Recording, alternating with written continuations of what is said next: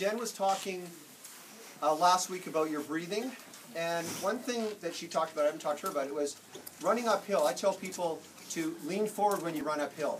And Jen said, don't lean forward when you run uphill. But I think the difference was that when you're running, we'll get to the uphill in a second, but when you're running, without getting into the whole minimalism and the heel-toe gait and that sort of thing, but a little bit about that is when back in the 70s, late 70s, when they started going from the walk to the fun run. I'm going to do my first fun run.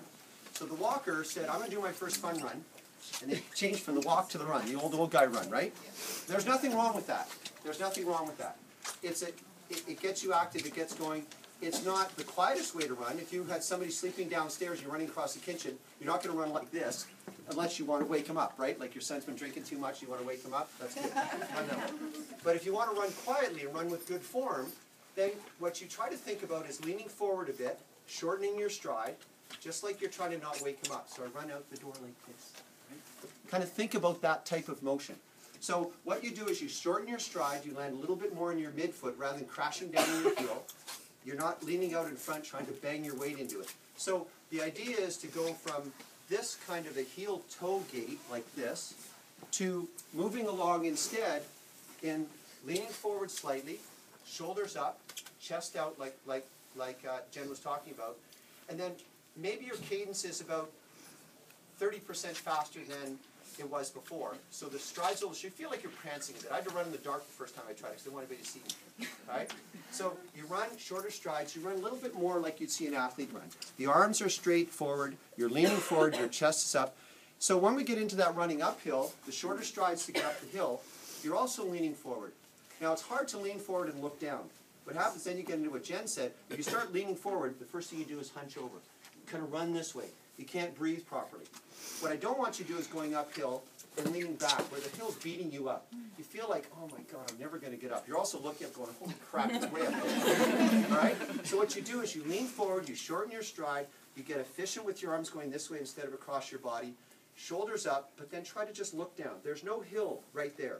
And if you keep looking at that, the hill, it feels like it's a little bit harder work, but there's no hill here. Don't think about the hill. It just beats you up mentally. So you're running up the hill this way, okay? You've still got your shoulders open, still breathing through your diaphragm, okay? So try to think about that. It feels a little odd. If you're a heel striker and that's what feels right, then just continue doing it. Just get out there and do it. It feels the way you like it. Some people just can't land as much in their midfoot. They have really tight Achilles tendons. It's just not a natural way to run. So just when you're out there running, especially if you're going a little faster, you'll do it naturally as you try to run a bit faster usually. I saw a running video of the top 10 women running a marathon, and we watched all their heel strikes.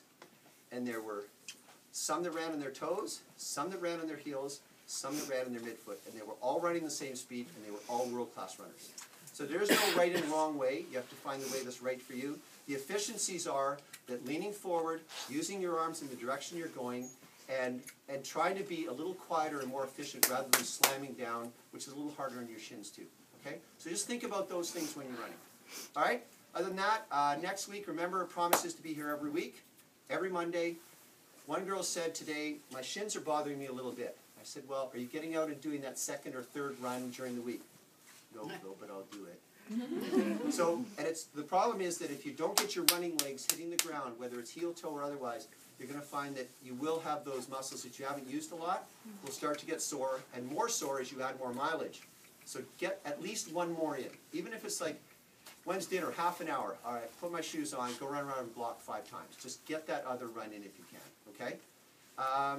That's it for this week, and then let's be here next week. Anybody have any questions? All right, give yourselves a hand. Ready to go.